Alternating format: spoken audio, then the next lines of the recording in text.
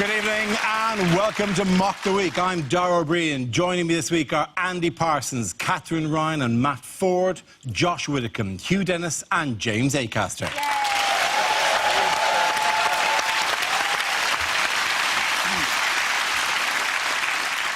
We start this week by noting that this is actually the 10th anniversary of Mock the Week, and I just want to say we've gone for 10 years at this stage. It's a very magical time in a panel show's life, and we want to thank the BBC for the excellent cake they sent us about the whole thing, and one of these, whose name I can never remember. It really is quite to... Literally, there was a defect. There's this is what came. This, and a note going, you saw what happened to Nevermind the Buzzcocks. It could happen to you. I mean, that's a really upbeat start to the show, isn't it? You know, it's just the blessing we get. We start with a round called Picture of the Week. I show the panel a topical image and ask them to tell me what's happening. So, what is going on here? Is this Sepp Blatter meeting his hero, Neptune, god of the sea? Is it just happier times for DLT? There's someone in the audience just shouted, "Can anyone help me launder $10 million?" Just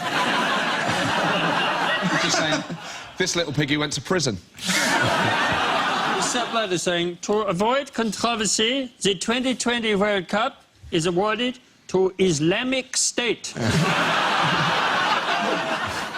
Two people auditioning for the Happy Days reboot.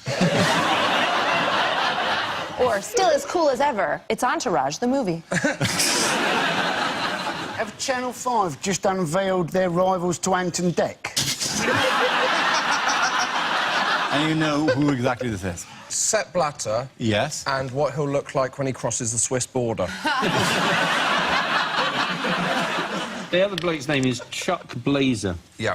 Who is weirdly American. How American is that? He might as well be called McApplepie Stars and Stripes III. Yes, this is the news that Sepp Blatter has said he will give up his post as FIFA president after 17 years at the helm. His resignation follows allegations of corruption and bribery surrounding various World Cup bids, thanks to an FBI investigation and testimony by former FIFA executive Chuck Blazer. Chuck Blazer obviously being the man with the enormously large hand sitting next to him. He made his money in modelling for those foam hands that Americans wear at sporting events. But Chuck Blazer, in fact, was arrested by the FBI, wasn't he, in New York, on a mobility scooter. He was chased by the FBI. I would like to have seen that chase, you know. Quick, quick! He appears not to be stopping. We may have to break into a jog. Chuck Blazer is an amazing bloke, isn't he? He's got a parrot. He's got a parrot on his shoulder. Yes. And the brilliant thing about the parrot is that he was married and the parrot went with his wife after the divorce. And then 6 months later, she gave him the parrot back. And he didn't know, but in the interim, she had taught the parrot to slag him off. You can do that with real-life kids. See, this is an outrage. It's an absolute outrage. I think we forget sometimes who the real victims are.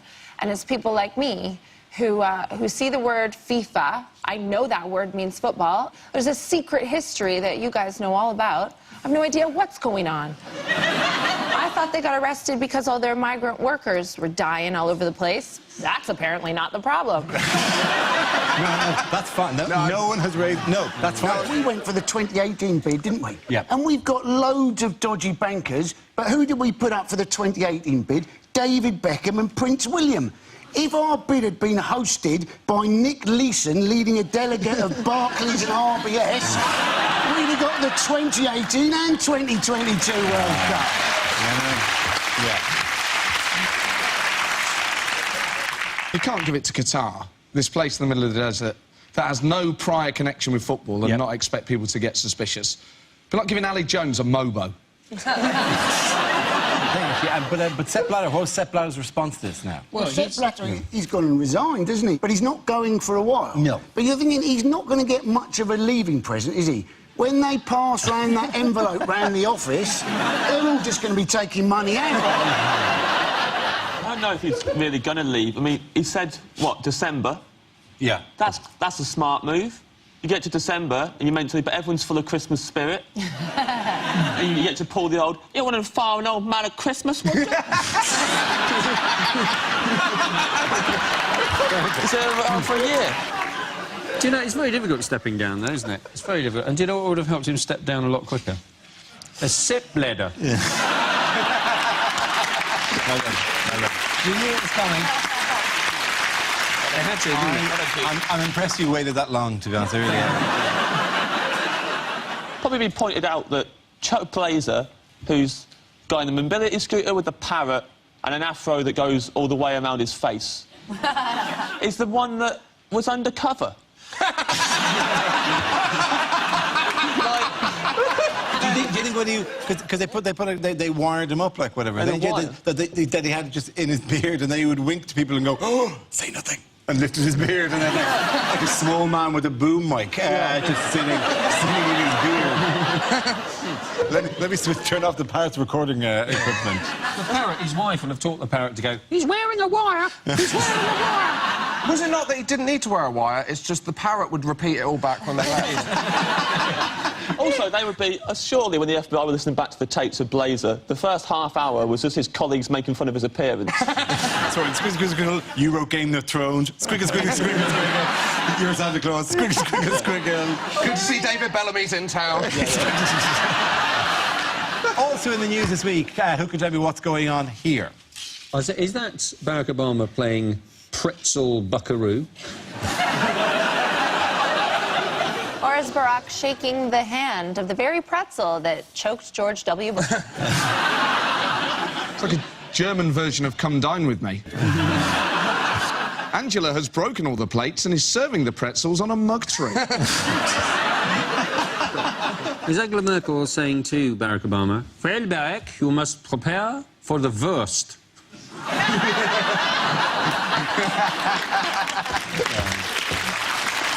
Thank you very much. Lovely. Welcome to 1970s comedy. They also, the FBI x-rayed his sausages and his pretzel before he was allowed to eat them. Presumably, obviously, because a wayward pretzel led to the demise, you know, almost of George Bush, and a wayward sausage almost led to the demise of Bill Clinton. Almost there. Everyone looks happy, apart from Angela Merkel's husband, who looks like he's attempting to move the pretzels with his mind. Because he liked the fact the guy didn't just have a brush on his hat, but he jazzed it up with 4 badges as well. It's quite good. That's amazing. When you wear a hat like that, you don't expect there to be 5 other people at the table wearing that hat. Turn up and go, you got to be joking. I made this myself out of stuff I found in the garden. You can't possibly... Oh. The danger of drinking at 11 in the morning at the G7 is that by the time you get to the final communique, it reads, I love you. This is the best G7 I've ever been to. Dear Putin, miss you. Do you reckon they had to do that thing because, like, the others hadn't turned up? Obama had to text David Cameron and said, I'd get on it on the train, mate. Because we are going to be hammered by the time you get here. I'd get a couple of those small gin and tonics if I was you, because Angela is almost sideways already. Hang on, is this the G7 where 5 of the others have yet to arrive? Yeah, but Obama's just kind of sitting with Mr. and Mrs. Merkel going, where are you? We said 11 o'clock. By the man with the squirrel hat. What are you? I'm on my own? What are you doing? Don't leave me here on my own? He's having a nice time. No breakfast is ever made better by Stephen Harper or David Cameron showing up to it. It's not like he's waiting to start the party when Cameron gets there. Boy, aye. From the other side, they all turn and Cameron's like, what is... Here it comes! Strutting down, knocking pretzels out of people's hands. Just fucking hat. I bet Cameron's got 7 nickname T-shirts in the back of his bag.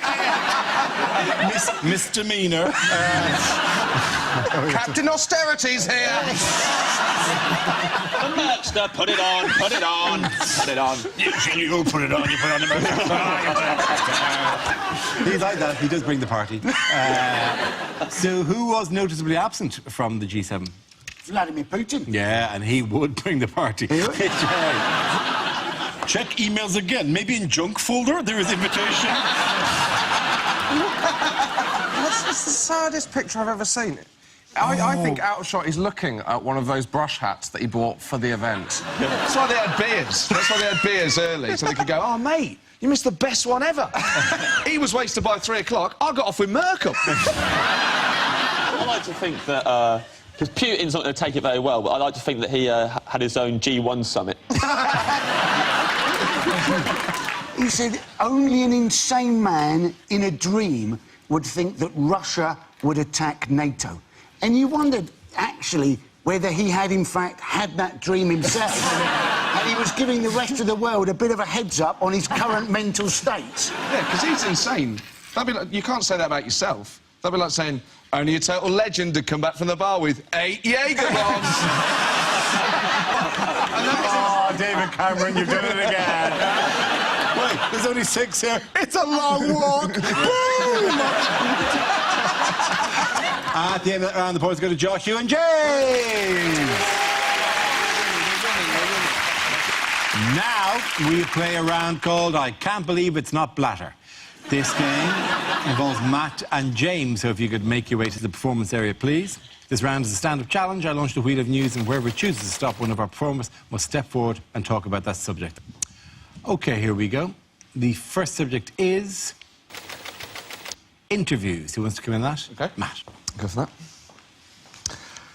It's fascinating watching different politicians and how they deal with interviews. Ed Miliband, when he gets asked a question he doesn't like, will just have this amazing technique where he'll just ask himself a new question and answer that instead. And it really works. He got asked before the election by Nick Robinson. Mr Miliband, you've said you've set a new mansion tax.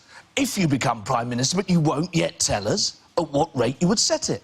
And Miliband just went, look, Nick, if you're asking me, have I got a plan for the housing market, then the answer's yes. It's amazing.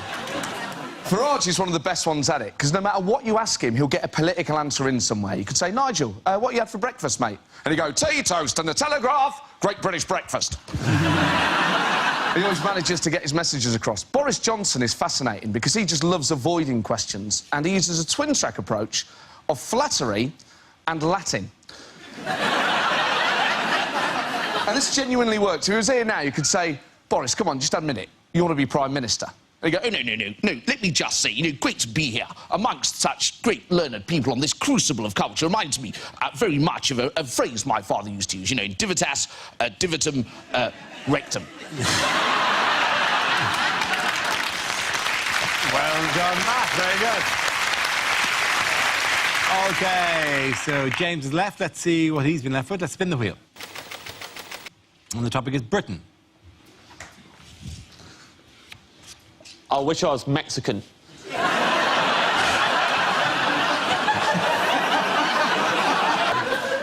Love everything about... I love Mexican food. My favourite place to eat is a Mexican restaurant called Oaxaca. All you need to know about Oaxaca, everyone steals their spoons. So much so that every January, Oaxaca have a spoon amnesty on. You bring back one of the stolen spoons, and then they reward you with 3 tacos. Genius. Not only do they get their spoons back, they also get to watch while the thieves eat tacos, which I imagine have been interfered with beyond belief. Love Mexican food, love Mexican music. Mariachi music, best music in the world. Top 3 mariachi songs. Number 1. Number 2. Number 3, nothing, because there are no other mariachi songs. Ever been to a mariachi nightclub? It's full of people just going up to the DJ like, hey man, have you got yeah, I'll play it next. How about open your ears, I'm playing it right now. To request that song during the next one.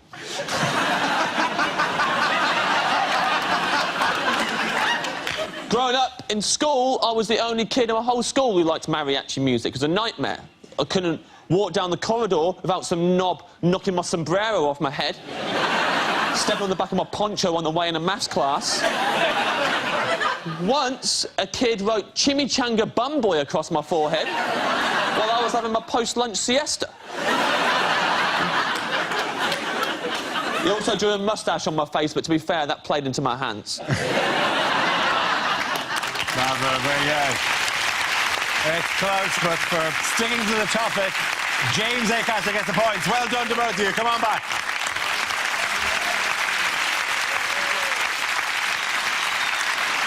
Our next round is called If This Is the Answer, What is the Question? On the board are 6 categories. Matt, which category would you like? Politics, please. OK, excellent. Politics it is. The answer is 5. But what is the question? The amount of times a minute Ed Miliband remembers that stone. Is it, if I've got a tenner and want to book a boy band for my wedding, who can I afford? Everybody get up. Is it what does Nigel Farage regard as an acceptable level of immigration? Is it how many snazzy ties did I try on before the show? No. Well, What is the maximum number of euros you can get out of a Greek cash point at the moment? Is it, if I'm watching a documentary on Adolf Hitler's favourite shark, which channel am I watching? Is it what would be a cracking score for a UK entry in Eurovision? Is it how many of the famous 5 are now dead? surely not. I didn't want to break it to you like this. Julian is just sitting quietly in a rocking chair, remembering the adventures and going... Laughing because he killed them all. Is it, how many basic bitches does it take to escort Kate Moss off an EasyJet flight? Is that a thing? Is that like a... I'm a pretty basic bitch. I think you're an ornate bitch, right? I think... Yeah, So you think I'm a ratchet-ass hoe? Well... I didn't want to make it too obvious, so I've got a little soft spot for you. Is it how many presenters from the 1970s are relaxed when the phone rings now?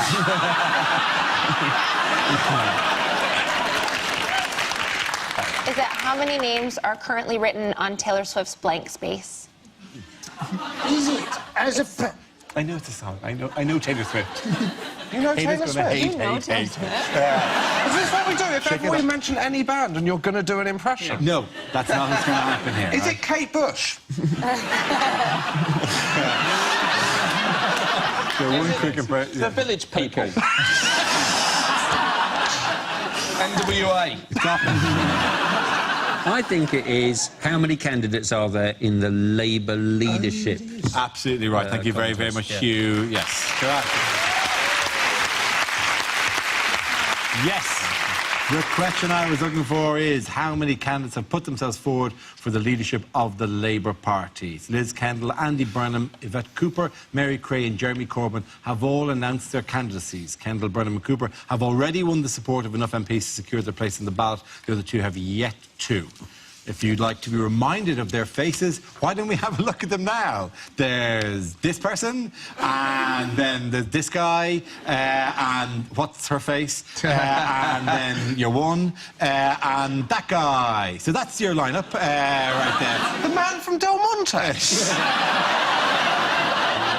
It's the Labour leadership election, and you hope for the sake of Labour that they actually do win this election. I mean, it'd be very embarrassing for them if they don't manage to win this one, won't it? You know, Could go either way. five of them standing, and then just at the last moment, the Conservatives pick them to it. So, fingers crossed. Do you not think, though, as we're discussing the Labour leadership, this is the point in the programme to say, viewers in Scotland have your own programmes? The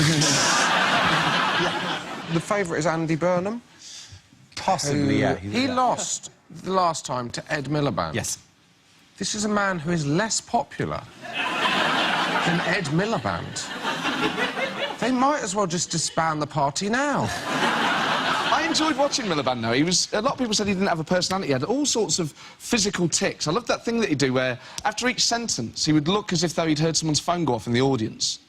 He'd go, look, there's a cost of living crisis in this country.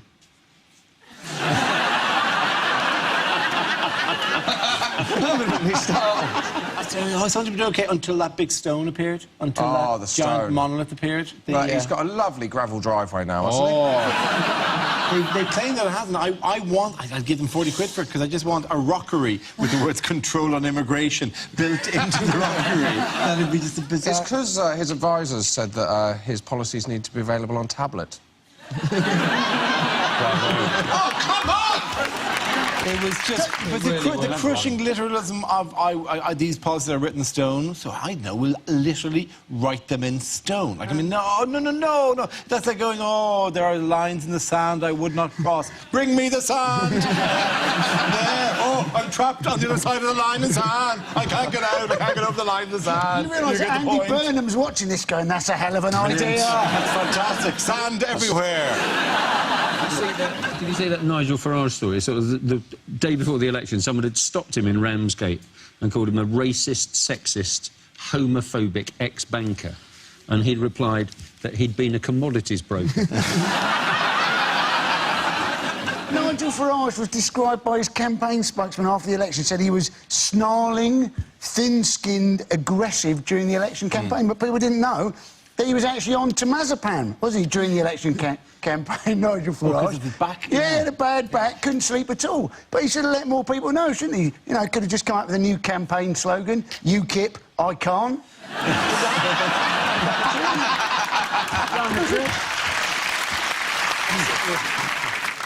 Douglas Carswell, who's their only MP left now, said, I think Nigel needs 2 weeks off, because he didn't dare say, I think he needs to resign, but... Because they're worried, actually, that he's becoming too right-wing. But what is 2 weeks on holiday going to achieve? He's not going to come back through customs with a sombrero on going, you know what? Some of them are all right.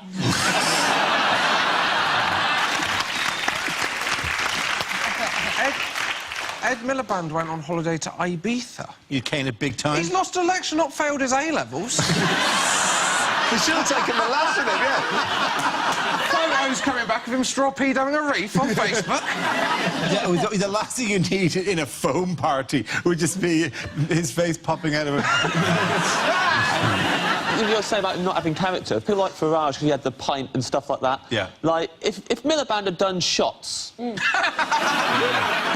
Nobody took shots. Nobody grabbed shots as their thing. No, you're absolutely right. He could always, like, during anything, if he's, like, doing a debate or a press conference, every time someone mentions NHS, he's got to do a shot. Ding, ding, ding, ding, ding. Oh, well, a bell goes off.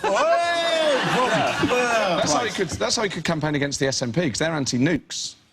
It'd be very simple. You could go, look, the SNP want to ban the bomb, but there's one bomb they'll never ban. The Jaeger bomb. At the end of that round. Boys go to Mark, Catherine and Andy.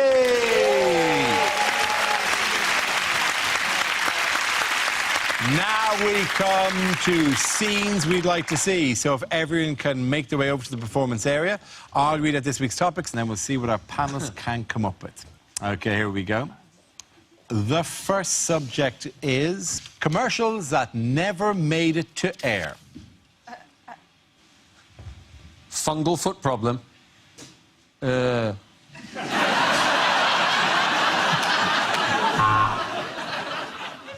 you been injured in an accident that wasn't your fault? Of course you have, because that is the definition of an accident.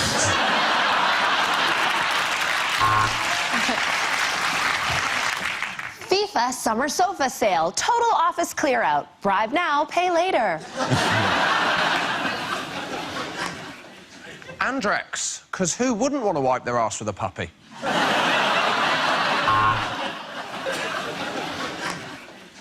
Carlsberg don't do your girlfriend, but I have.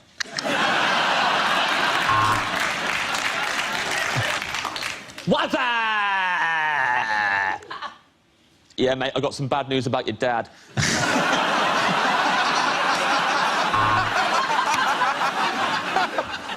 Why pay more for ratchet, trifling-ass pilots when you can get to where you're going on EasyJet? A basic bitch will get you there. We call it a Happy Meal. The cow we killed wasn't too chuffed, though.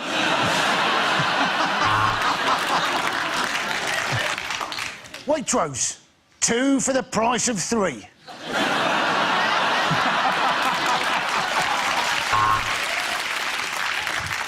We had debts all over the place, but Wonga took all those debts and put them in one simple loan. They also took our house.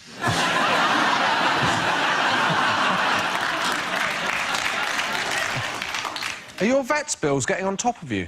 Then why not try Dognatas?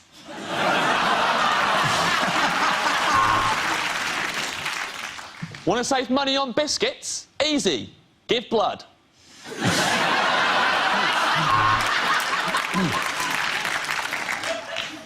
From Laboratoire Garnier, Paris. Because if we said it was from Unit 5 of a Luton industrial estate, you wouldn't buy it, would you?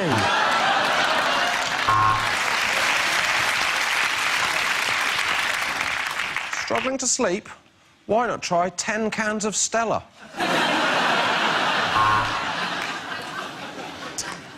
Did you mistake your girlfriend for a burglar on Valentine's Day? Then you need to go to Specsavers.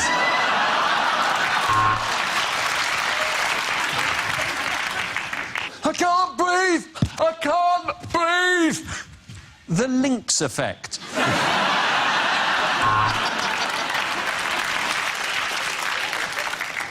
That one's accent is a bit more racist than that one's accent. There you go. Just compared the meerkats. OK, the next topic is lines you wouldn't hear in a sci-fi movie.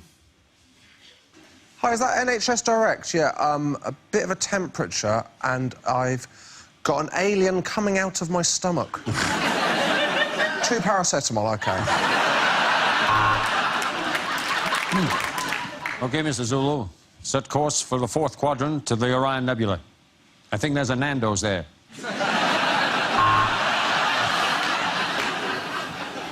We're sorry to announce that there is a replacement beam down service this weekend between the ship and the planet Splooge.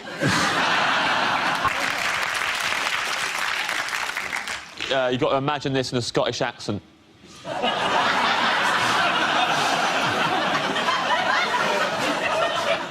This is our Independence Day! There you go.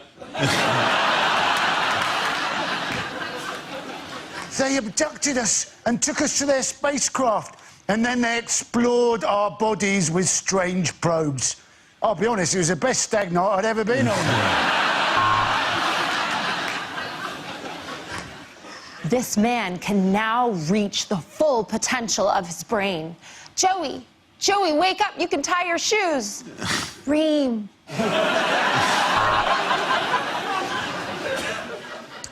What the people don't know, Captain Kirk, is that when I do that V thing, that means in Vulcan, I've had your mum.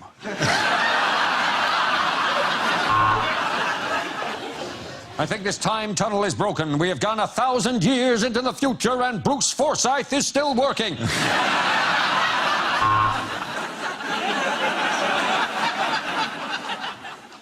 If you take the red pill, you will enter the Matrix. If you take the blue pill, you will have a boner for 7 hours.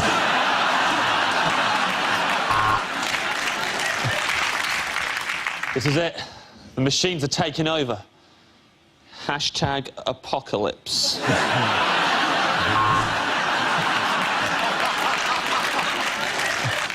Yeah, I've had a look at it, mate. The problem is your nano boosters are shot and your warp drive is fucked.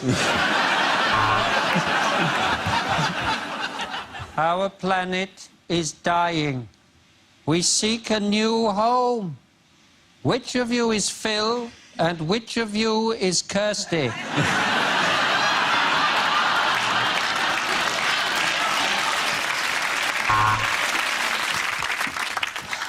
The dinosaurs are killing everyone. Why do we keep reopening this park?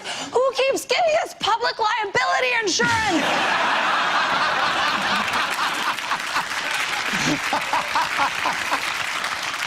So the plan is you get in the time machine, go back in time, and cock-block Hitler's dad.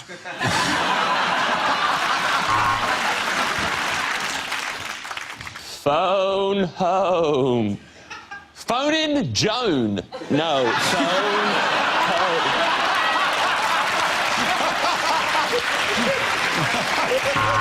OK, at the end of that, the points go to Matt, Catherine and Andy.